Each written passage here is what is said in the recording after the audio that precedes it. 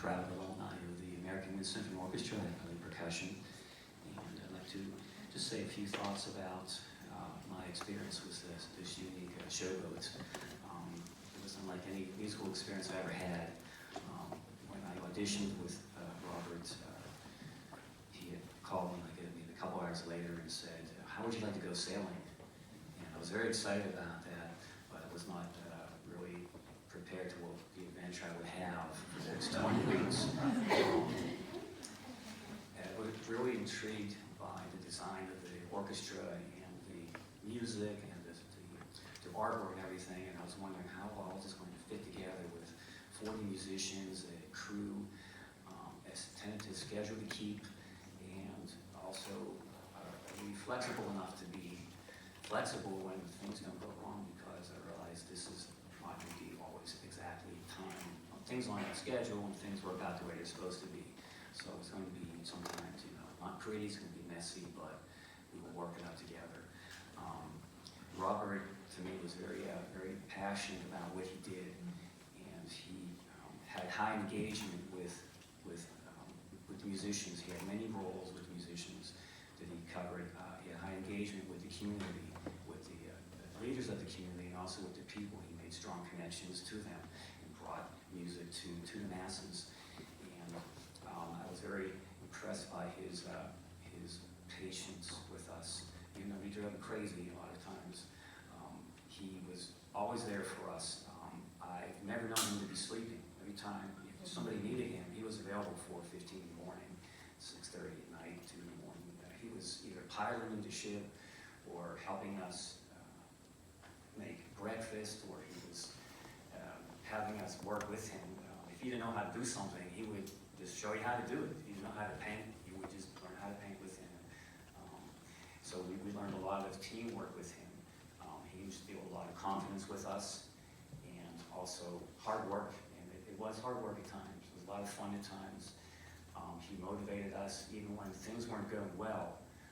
He gave us the encouragement to continue and to make the best we could do. And always proud of that he instilled that work ethic in us. I remember a few times after we would have like late morning, he would say, "Hey Kevin, you want to have something to eat with me at breakfast?" I'd say, "Sure." And he'd go into the cold and bring out his salami, big salami, and he'd slice it like really thick, and then put a couple of slices on a skillet with some scrambled eggs, and he'd say, "You want to eat with me?" I said, "Sure." It's like one of my favorite hobbies is to eat.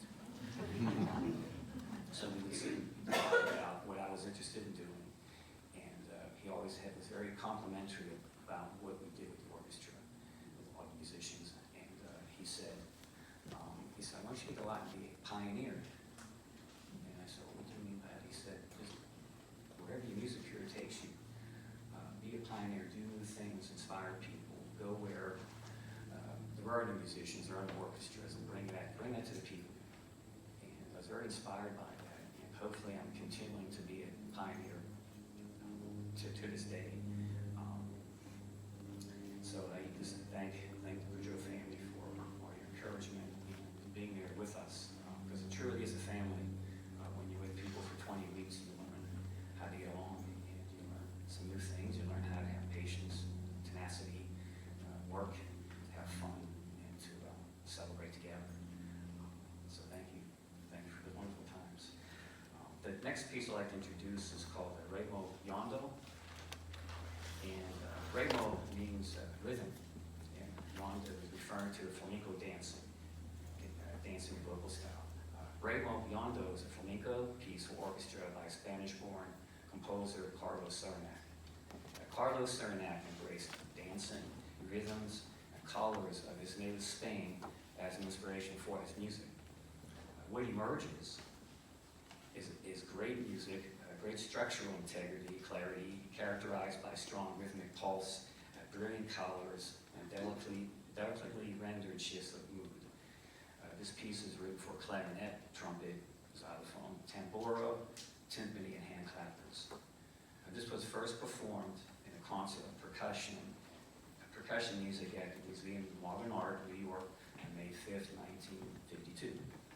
The piece is based on 3 separate flamenco rhythms, each with its own distinct